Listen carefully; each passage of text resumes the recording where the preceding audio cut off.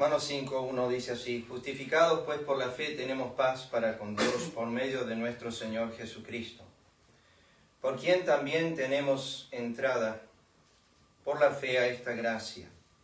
Recuerden, al leer las Escrituras, dos temas que siempre me gusta ver a mí es los atributos de Dios y la Trinidad en el texto. Si podemos encontrar las tres personas, casi siempre en alguna forma están al abrir la ley de Jehová.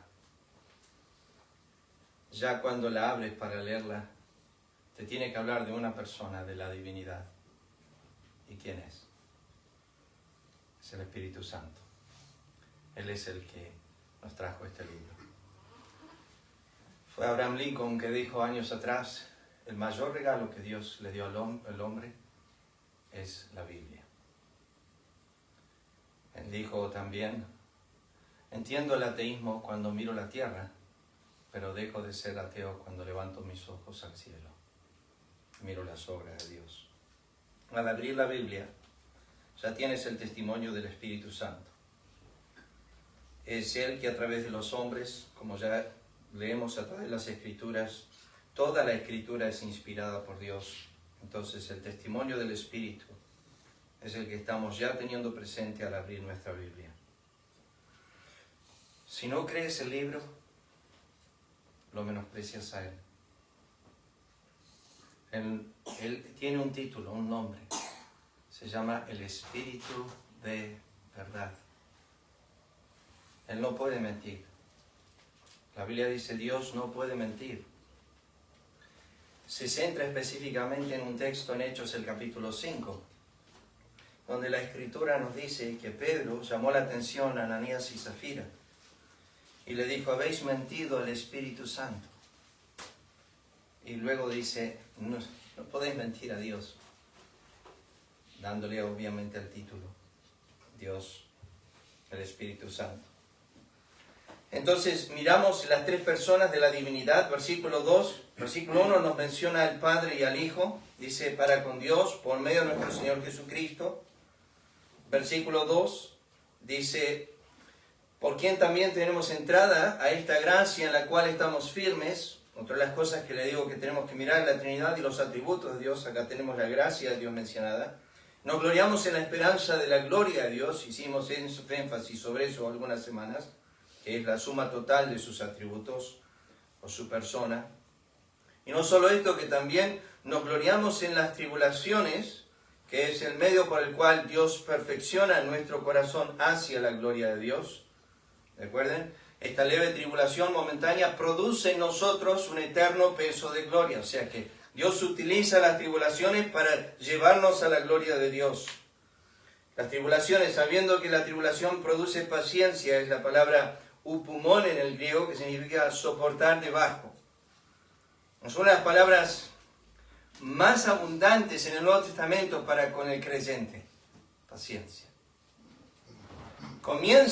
Esa palabrita comienza en la última semilla del sembrador que salió a sembrar, si ustedes se acuerdan. Y dice: dio fruto con paciencia. La palabra perseverancia, la palabra upumone. Dio fruto con perseverancia. Eso es lo que marcaba esa verdadera persona en Cristo, que tiene paciencia. Y que se marca por una vida de perseverancia o de paciencia. Esa paciencia que vemos en el Nuevo Testamento en la iglesia primitiva. Esa perseverancia de la iglesia. El otro día tuve que acercarme a un compañero, amigo en el ministerio, le dije: te está faltando paciencia. Paciencia en el ministerio. Mucho de nuestro tiempo en el ministerio, conforme a muchos pasajes, es eso. Y yo no me olvido más una conversación con mi padre años atrás, al lado del fuego, nuestra salamandra ahí en Temperley. Yo estaba un poco desanimado y Lucas me mencionó eso ayer. En uno de los textos que aparece en el devocional: a uno un poquito y el que ha de venir vendrá y no tardará. Eso me lo menciona mi padre y yo estaba desanimado. Y él siempre me decía, hay un dicho en inglés que dice: un centavo por tus pensamientos. Pues yo tengo 1000, le dije. Dice: un centavo por tus pensamientos ¿Querés compartirme lo que estás pensando, lo que estás...? Y yo dije, no, te voy a llevar al Señor. Y antes de alejarse de mi presencia me dijo, aún un poquito, y al que ha de venir vendrá y no tardará. Y luego el autor de los Hebreos en el versículo 36 dice, os es necesaria la paciencia. La paciencia, tremenda virtud de parte de Dios para con nosotros. Dice, y la paciencia prueba, y la prueba esperanza, y la esperanza no avergüenza, porque el amor de Dios ha sido derramado en nuestros corazones. Dijimos la semana pasada, tocando este texto, que el amor de Dios no era una expresión externa nomás, sino que ahondó en nuestro corazón. Y es a través del Espíritu. El Espíritu nos cuenta cuánto Dios nos ama. Dice, en nuestros corazones por el Espíritu Santo que nos fue dado. El Espíritu Santo no es la expresión del amor de Dios. Romanos 5:8 nos dice, mas Dios muestra su amor para con nosotros en que siendo aún pecadores, Cristo murió por nosotros. Vamos a llegar ahí. Versículo 6. Porque Cristo, cuando aún éramos débiles, a su tiempo murió por los impíos. Y hoy solamente... ¿Saben que hay pasajes en la Escritura, queridos hermanos, que son de vital importancia? Uno es Romanos 1, Romanos 3, versículo 21 al 26. Romanos capítulo 8, desde el versículo 31 hasta el 39. Vital importancia. Y este es otro pasaje. Uno no quiere minimizar las Escrituras. Romanos 5, 6 al 11. Abarcan una teología para el creyente, una doctrina extensa, tremenda. Hoy solamente quiero hablar de 4 palabras que Pablo introduce en cuanto a lo que nosotros somos y fuimos. Sin hablar de lo que Dios hizo con eso y de lo que Dios conoce. Pablo resume nuestra vida deplorable en 4 palabras. Yo quiero, en la voluntad del Señor, profundizar sobre esas 4 palabras que utiliza Pablo. Primera está en versículo 6. Porque Cristo, cuando aún éramos débiles, esa es la primera. La siguiente está en el texto 6. A su tiempo murió por los impíos. La siguiente, entonces la primera es débiles, impíos. Cuando empezamos a unir esas palabras, en el Nuevo Testamento nos encontramos con una situación deplorable. Siguiente, versículo 7. Ciertamente apenas morirá alguno por un justo. Con todo, pudiera ser que algunos van a morir por el bueno. Quiero enfatizar en el versículo 6 al 8 que aparece la muerte 4 veces. Siempre que hay un énfasis bíblico, hay que tomar nota. Aparece en el versículo 6, murió. Versículo 7, morirá. Versículo 7, morir.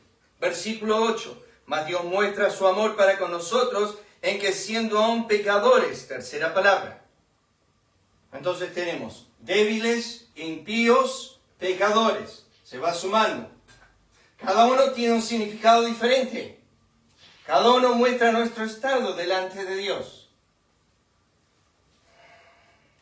Versículo 8 dice, Dios muestra su amor para con nosotros en que siendo aún pecadores, acá viene de vuelta la 4ª vez, Cristo murió por nosotros. Hay otra cosa que hay que notar, la pequeña palabra que ustedes tienen en el español, por. Es una palabra griega que en el griego es uper, que significa en lugar de. Doble significa solamente, en lugar de. O sea que cuando leemos la Escritura, Cristo murió en lugar de. Eso es lo que tienen que poner en esa palabra por. En lugar de. Cada vez que encuentren esa palabra por, esa palabra uper, significa en lugar de. O sea, en tu lugar. Tendrías que haber muerto tú, pero Él ocupó tu lugar. Por eso Pablo dice, Cristo murió por nosotros, en nuestro lugar. Esa es la palabra uper. Es impresionante cuántas veces aparece esta frase en el Nuevo Testamento por el Espíritu Santo, Cristo en lugar tuyo. Es tremendo. Tengo una página que ya se la han compartido los hombres acá en la iglesia. Es la palabra Precept Austin.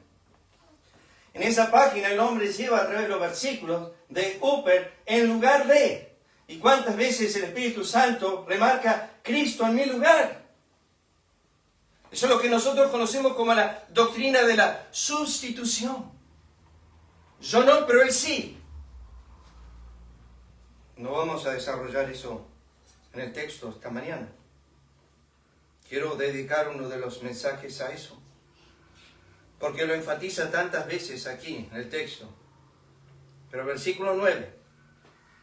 Pues mucho más, estando ya justificados en su sangre, por Él seremos salvos de la ira.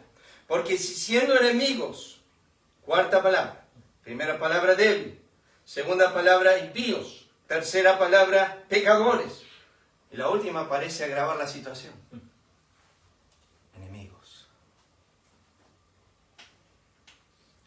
Esa palabra ahonda mucho en el Nuevo Testamento, pero para con nosotros. Nosotros siendo enemigos.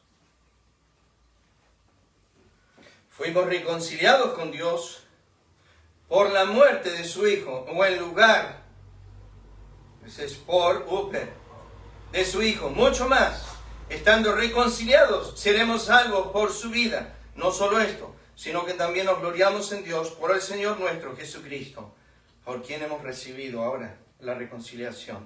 Solamente las 4 palabras esta mañana. No voy a hablar de Cristo y su amor. No voy a hablar de Dios y su amor. No voy a hablar del Espíritu Santo y la expresión de su amor para con nosotros. No voy a hablar de eso esta mañana. No voy a hablar de la sustitución. Cristo en lugar nuestro. Hay un video ahí afuera que creo que he compartido en ocasiones, pero tuvo que suceder en el tiempo de las Torres Gemelas en el año 2011. Se llama 2001 o 2011. 2001, 11 de septiembre, perdón, cometí la fecha, gracias. Donde dice este piloto que iba a manejar uno de los aviones que iba a ir a las Torres Gemelas. Él era pastor. Y esa mañana cuando se levantó iba a manejar ese avión que iba a enterrarse en las Torres Gemelas y le tocaba a él volar. Pero un piloto de mayor categoría puede tomar el vuelo, entonces se anticipa eso y pone su categoría primero. Entonces la aerolínea americana American Airlines, que era ese vuelo, decidió aceptar la categoría de este piloto y no aceptar la de este que era inferior, que tenía muchas horas de vuelo pero no tanto como este otro.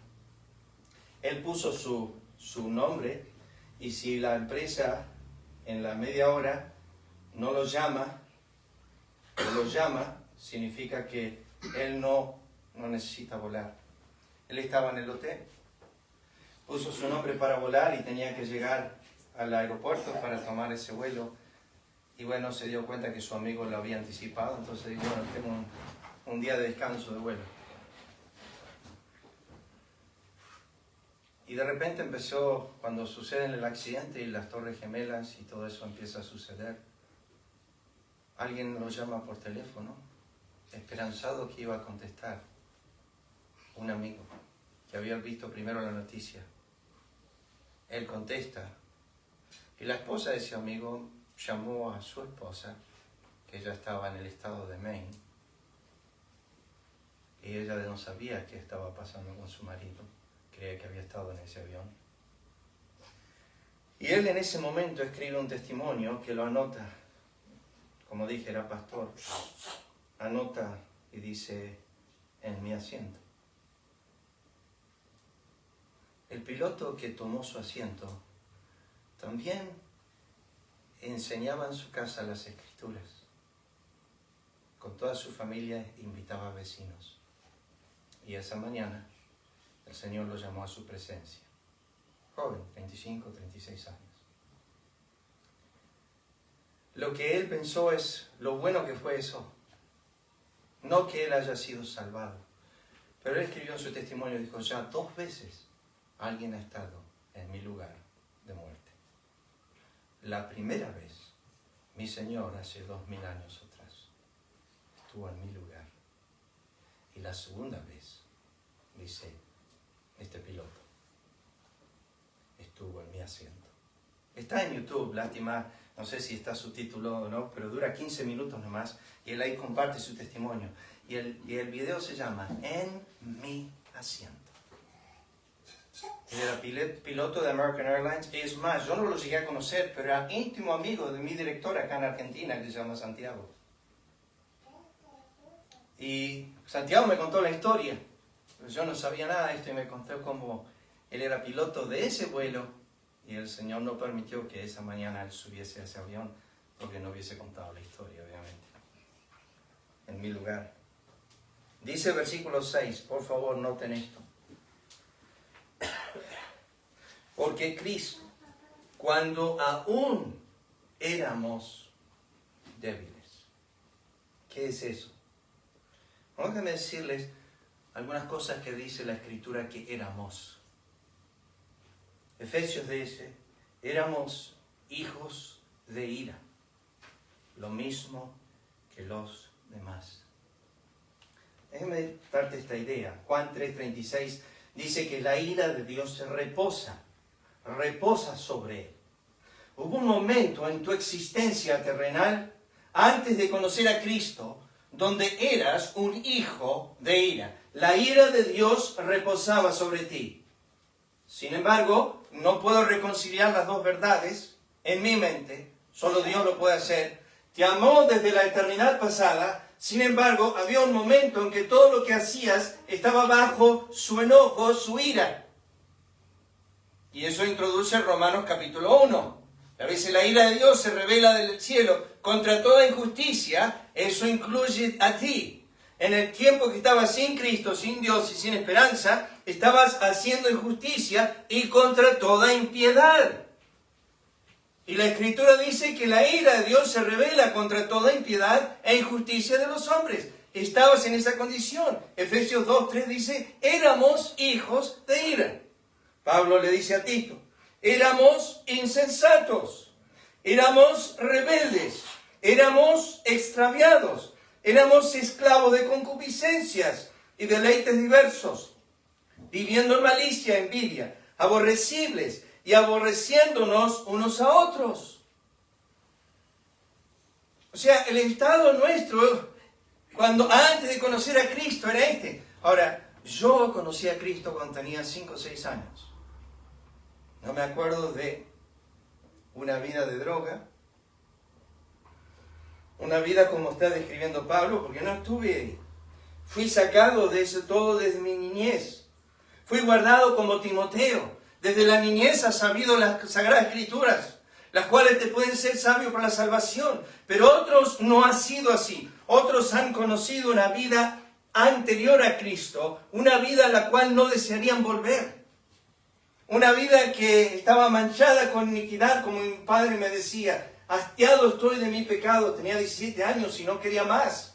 Estaba cansado de vivir así. Es más, se quería suicidar. Y cuando conoce a Cristo, todo cambia. Cuando noten lo que dice capítulo 5, versículo 6. Porque Cristo, cuando aún éramos débiles. Ahora, déjenme desarrollar esta palabrita débil en el Nuevo Testamento. Esta palabra débil en el diccionario bíblico significa sin fuerza, significa enfermo, significa frágil, significa profunda debilidad. Es tan abundante esta palabra en el Nuevo Testamento y la mayoría de las veces en Mateo, Marcos, Lucas y Juan se habla en el ministerio de Cristo en relación a la enfermedad. Podría ser ciego, ser manco, ser sordo, ser cojo, ser leproso y sumarle a esas todas las diversas más enfermedades. La Biblia dice que cuando Cristo nos miró, nos vio espiritualmente ciegos, mancos, cojos, sordos, leprosos, no deseables en lo más mínimo. Éramos débiles.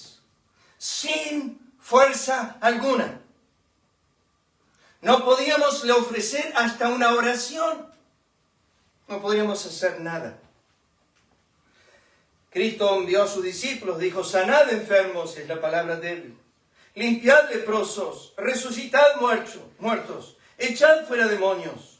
De gracia recibiste, de gracia dad. Al ponerse el sol, dice la Escritura Lucas 4:40, todos los que tenían enfermos de diversas enfermedades, los traían a Él. Y Él, poniendo las manos sobre cada uno de ellos, los sanaba. El Señor era muy misericordioso con la fragilidad y la enfermedad de los hombres. Más, en una ocasión en Juan 5, Jesús viene a una fuente de agua, una pileta de agua, y encuentra a un hombre que hace 38 años está enfermo. Y el Señor le dice, ¿quiere ser sanado? Y él pensaba que estaba hablando de cuando venía un ángel y agitaba el agua, y el que llegaba primero al agua se sanaba. Y él dijo, yo no llego nunca a tiempo. Cuando estoy por llegar, uno llega primero antes que yo. Y el Señor dice, ¿querés que te sane? Imposibilitado, no podía, sin fuerza. El paralítico que fue traído a la casa de Jesús, rompieron el techo, lo bajaron ahí. También otro hombre, sin fuerza, no podía hacer nada por sí mismo. Y en ese momento Jesús primeramente atiende a su alma y después atiende a su cuerpo físico. Cristo relacionó los hechos de enfermedad con el estado espiritual del alma. Dijo esto. Al oír esto Jesús dijo, los sanos no tienen necesidad de médico, sino los enfermos. Cuando Cristo dijo esa frase, estaba hablando de no he venido a salvar a justos, sino a pecadores al arrepentimiento. Estaba ilustrando todas las enfermedades con el espíritu del hombre totalmente en necesidad de arrepentimiento. La sanidad física era igual que la sanidad espiritual del alma para Cristo. Por eso dijo, los sanos no tienen necesidad de médico, sino los enfermos. No vine a sanar a justos, sino a pecadores, a llamar a justos, sino a pecadores al arrepentimiento. Dice la Escritura en Mateo 15:30, se acercó mucha gente que traía consigo cojos, ciegos, mudos, mancos y otros muchos enfermos, y los pusieron a los pies de Jesús y los sanó. Pablo utiliza esta frase de uno de sus compañeros colaboradores de la fe. Se llamaba Epafrodito. Porque él tenía gran deseo de veros a todos vosotros y gravemente se angustió porque había oído que había enfermado. Pues en verdad estuvo enfermo, a punto de morir. Pero Dios tuvo misericordia de él. Y no solamente de él, sino también de mí, para que yo no tuviese tristeza sobre tristeza. Erasto, dijo Pablo, se quedó en Corinto y a Trófimo dejé en Mileto débil, enfermo, sin fuerza. Cristo lo relacionó con la fuerza interior del hombre. Dijo, velad y orad para que no entréis en tentación. El espíritu a la verdad está dispuesto, pero la carne es débil.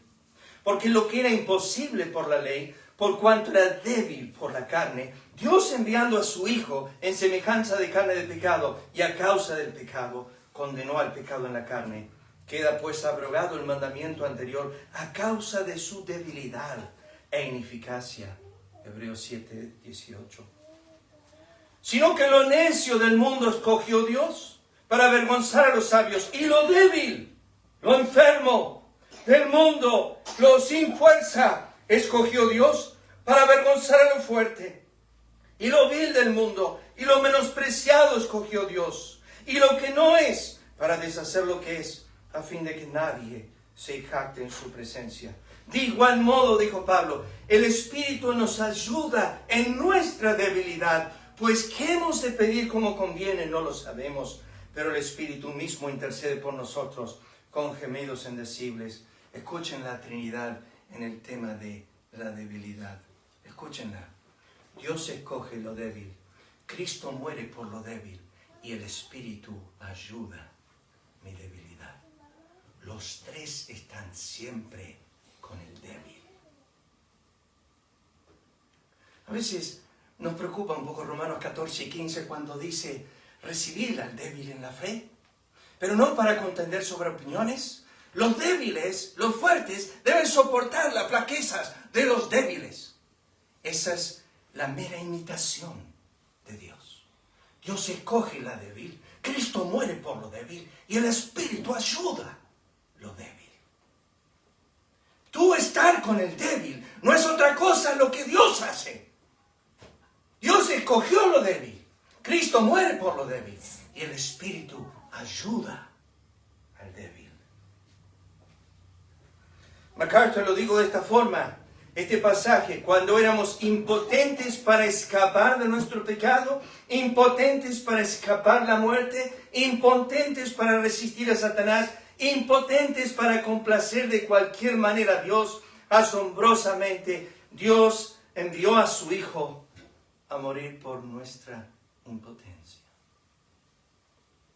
Sin fuerza para hacer justicia, sin fuerza o intento de desear a Dios, sin fuerza de buscar a Dios, sin fuerza para entender a Dios, solo hubo oscuridad, tinieblas, ceguez, sin fuerza para entender la verdad de Dios, sin fuerza absolutamente para agradar a Dios o para hacer el bien, solo buscando mi bien todo el tiempo. Eclesiastés lo dice, no tenemos fuerza para retener el espíritu, ni tenemos potestad sobre el día de la muerte. No tenemos fuerza para frenar que nuestro espíritu se nos vaya del cuerpo. O no sé si lo entiendes a eso. Y no tienes potestad sobre el día de la muerte. Yo, todo el tiempo, con mi amigo Ricardo, siempre estamos pensando este tema. Él me dice, me levanto a la siesta y tengo una frase en la mente. De cierto morirás. Y dice, estoy pensando eso. Me voy a morir. Te vas a morir. El problema es que Eclesiastés 8:8 dice, no tienes potestad sobre tu espíritu para retener el espíritu y no tienes potestad sobre el día de la muerte. ¿Saben que ustedes, yo tengo 56 años, se lo ilustro así, han pasado, le dije esto el otro día a Mauro, hemos pasado el año, el mes, la semana, el día y la hora de nuestra muerte ya 56 veces. Dios ya tiene determinado el año, el mes, la semana, el día y la hora. Y cada vez que nosotros la pasamos es un año de gracia. Y Dios dice, ese día, de acá a 4 años, no pasa. Ese día, el 14 de octubre de tal año, vas a morir. ¿Cuántos 14 de octubre has pasado? Y has dicho en tu corazón, oh, tengo una vida llena por delante. Puedo vivir muchos años más. Eso lo dijo el famoso rico de la parábola, que Cristo dijo, vio su abundancia, dijo, no me voy a morir. Y sintió que tenía mucho para muchos años. Y le golpeó la puerta del corazón, Dios mismo, y dijo, necio, hoy vengo a pedirte tu alma. No tienes muchos años, no te jactes del día de mañana. O no tienes muchos años.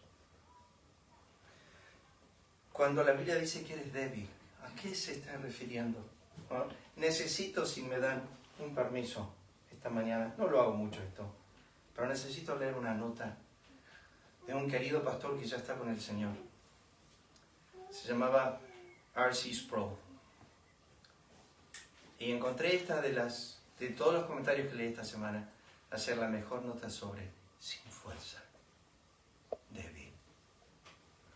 La idea de la incapacidad moral es esta. Escuchen esto.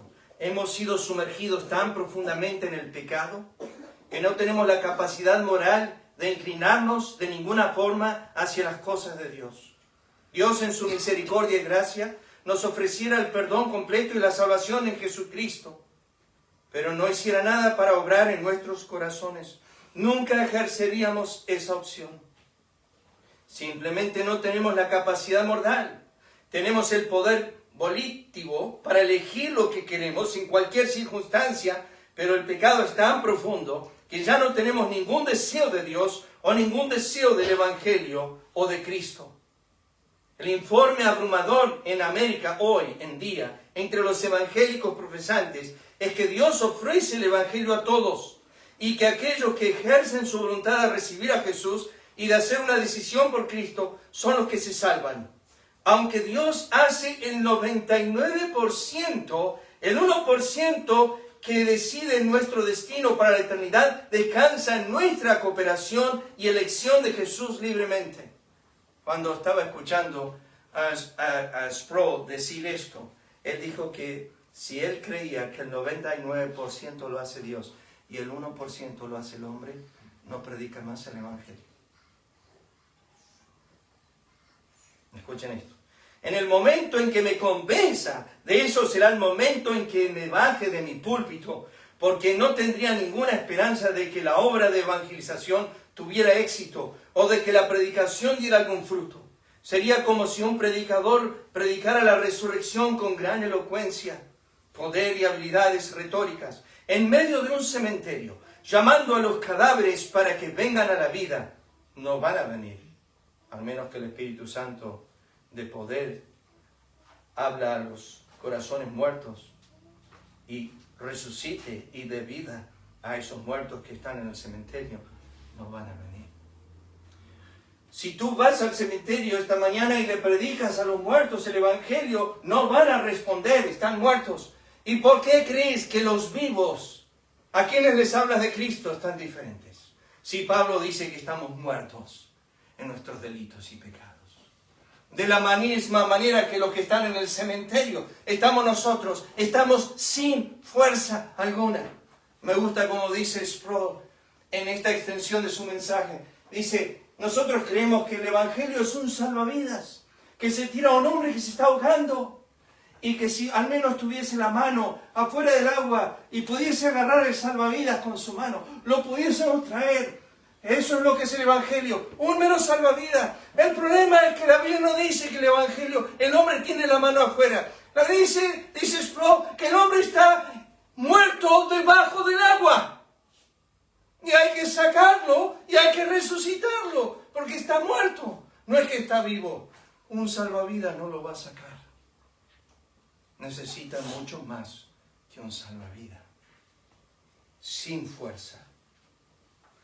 Sin fuerza alguna. No sé si has estado en esa condición.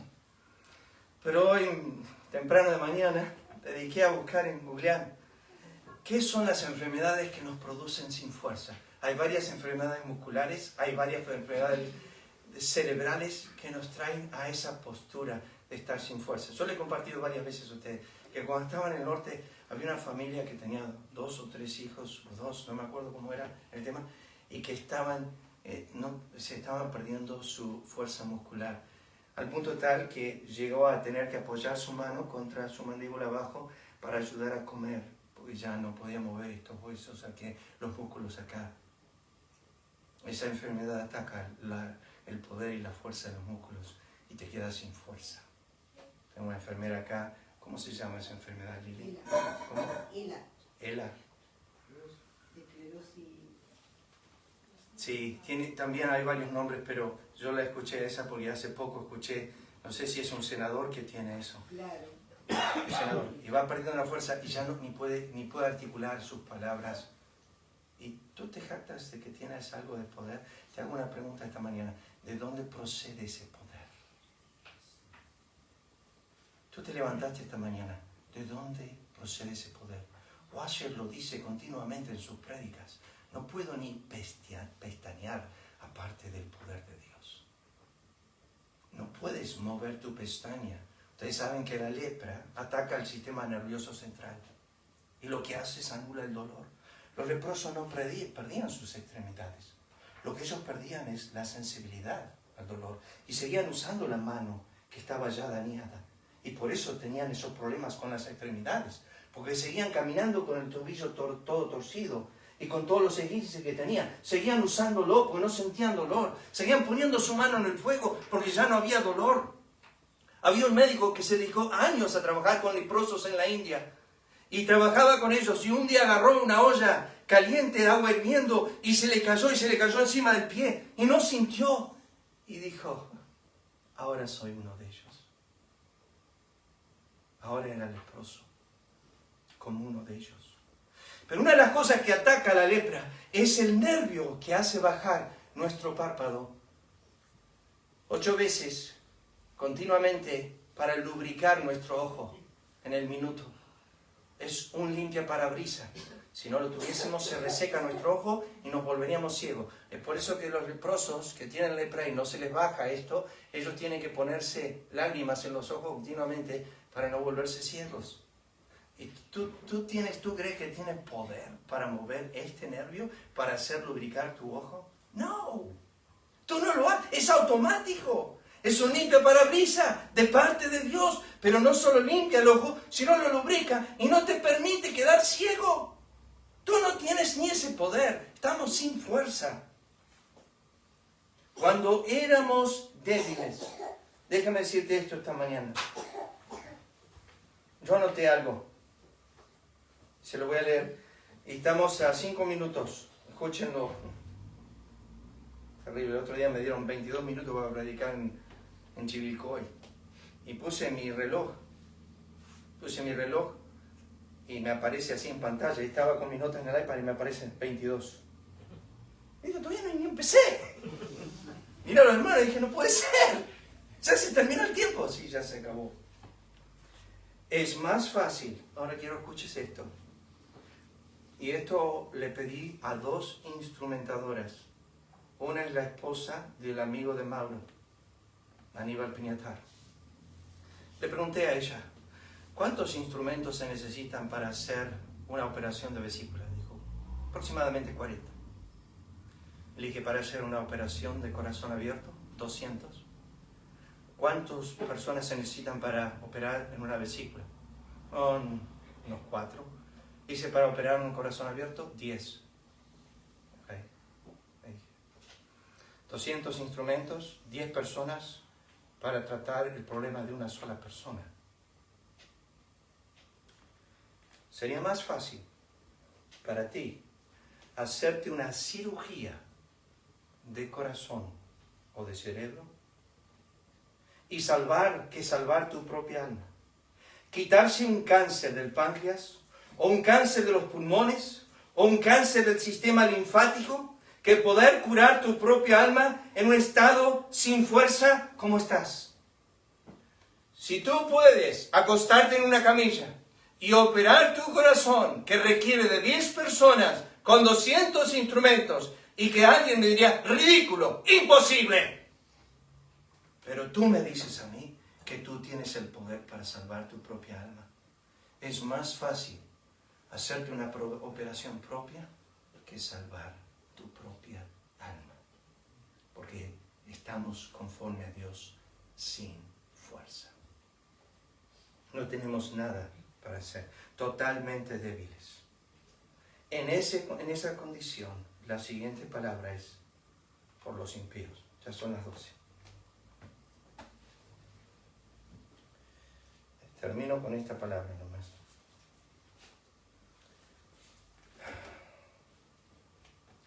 No solo, yo pregunto esta mañana,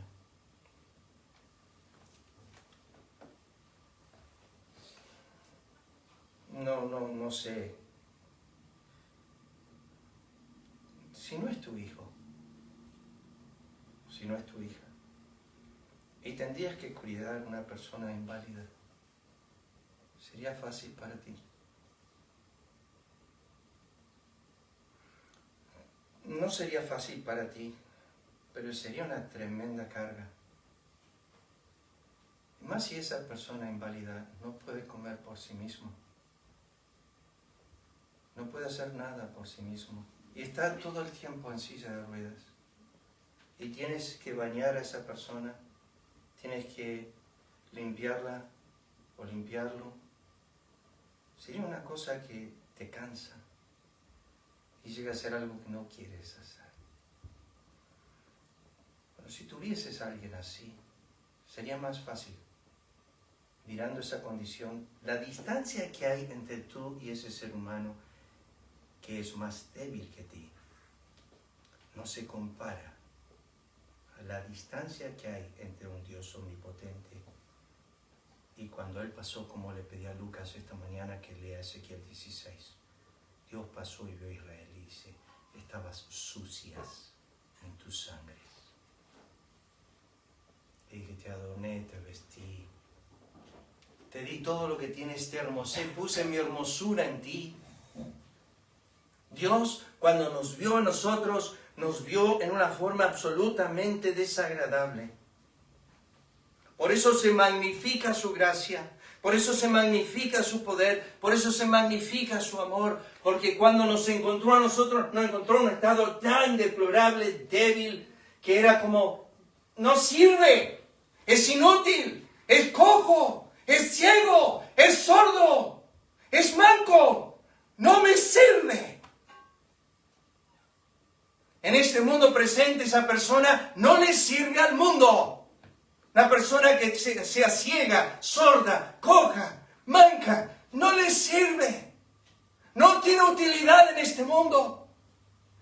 Dios miró sobre el panorama de la humanidad y dijo, son todos cojos, todos ciegos, todos sordos, todos inútiles. Pero le puso valor a esa inutilidad.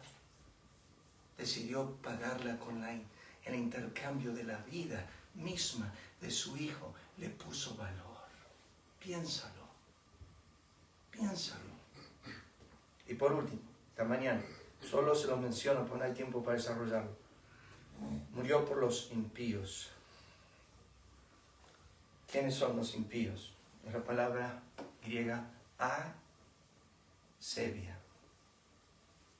La palabra asebia es adorar, es reverencia, y la palabra es sin reverencia. Sin reverencia. Sin fuerza, ahora es sin reverencia. O sea que en ese estado eras insolente, eras irreverente. Lo conocemos como no hay temor de Dios delante de sus ojos. La palabra muy conocida en el Nuevo Testamento es la palabra anomia, que es sin ley, que significa iniquidad, maldad, menosprecio a las leyes de Dios. Asebia es la misma actitud, pero es menosprecio a la persona de Dios. Una cosa es menospreciar sus estatutos, otra cosa es escupirle el rostro, es menospreciar su persona. Nosotros éramos escupidores, unidos a los que maltrataron y golpearon el rostro de Cristo. No éramos diferentes. Dios dice, Cristo murió por los asebia, por los irreverentes. O sea que estábamos en una condición extremadamente baja. Y Pablo dice, en esa condición de irreverentes. ¿Cristo perdonó a todos los irreverentes? No. Porque si Dios, dice Pedro, no perdonó a los ángeles que pecaron, sino que arrojándolos al infierno los entregó a prisiones de oscuridad. Y si no perdonó al mundo antiguo, sino que guardó a Noé pregonero de justicia con siete otras personas, y trayendo el diluvio sobre el mundo de los asebios, el mundo de los impíos, y condenó por destrucción la ciudad de Sodoma y Gomorra, reduciéndolas a ceniza, poniéndolas de ejemplo a los que habían de vivir impiamente. Misma palabra griega, asebia, irreverentes. El mundo antiguo era irreverente y Dios lo condenó. El Sodoma y Gomorra eran irreverentes y Dios lo condenó. Y tú eras irreverente y Dios te salvó. ¿Qué diferencia entonces hay entre tú y ellos? Ninguna. La diferencia no descansa en ti, descansa en ¿por qué de tal manera quiso Dios mostrarte misericordia? Si hoy estás aquí esta mañana y conoces a Cristo, es porque Dios no te trató conforme a tu condición. Sin fuerza, impío, irreverente, pecador y enemigo. Pero vamos a seguir la semana que viene. Vamos a orar. Padre, gracias por esta mañana de resurrección, por poder meditar sobre lo que tú has visto en nosotros desde los siglos, y sin embargo lo viste en Pablo, pero lo llamaste desde el vientre de su madre. Él, cuando fue confrontado por Cristo, estaba persiguiendo a la iglesia, sin embargo ya había sido llamado apóstol antes de los siglos y ya lo habías ordenado para este ministerio. O lo habías amado a pesar de que él perseguía a la iglesia. Un hombre que pudo decir de sí mismo que era injuriador, blasfemo y perseguidor, pero sin embargo Cristo mostró en mí toda su clemencia. Gracias, oh Dios, porque podemos mirar hacia atrás y ver que nosotros éramos sin fuerza, sin reverencia, llenos de iniquidad y llenos de enemistad. Y sin embargo, no consideraste ninguna de esas cosas, sino que el amor cubrió esta multitud de faltas en nosotros. Pedimos, Padre, que bendigas tu palabra esta mañana en nuestros corazones. Pues lo pedimos en el nombre de Cristo. Amén. Lo dejo con un pensamiento que no se lo compartí esta mañana por las páginas de WhatsApp, pero se lo dejo. Dios te amó a ti, uno de los tantos autores que leí, mucho más que tú has amado tu propia maldad. Piénsalo, yo sé que amas tu pecado y lo has amado porque la Biblia dice, amaron las tinieblas más que la luz. Dios te amó a ti más de lo que tú amas tu propia iniquidad. Por eso te rescató. Señor les bendiga esta mañana.